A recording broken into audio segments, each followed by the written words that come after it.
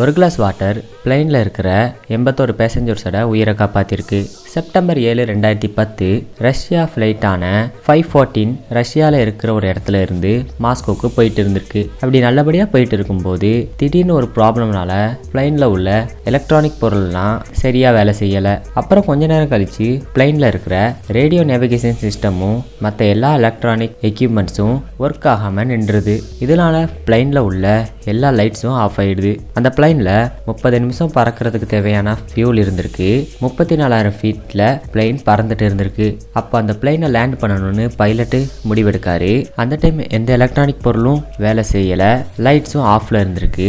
Plain எந்த ஆங்கிளில் போகுதுன்னு பைலட்டுக்கு தெரியலை. அப்போ தான் அந்த பைலட் ஒன்று யோசிக்காரு. ஒரு கிளாஸில் தண்ணியை நிரப்பி அதை கண்ட்ரோல் பேனல் மேலே வச்சிருந்தாரு. அந்த கிளாஸில் உள்ள தண்ணியை கணக்கு பண்ணி பிளைனோட ஆங்கிளை தெரிஞ்சுக்கிட்டு சேஃபாக அந்த பிளைனை லேண்ட் பண்ணியிருந்தாரு.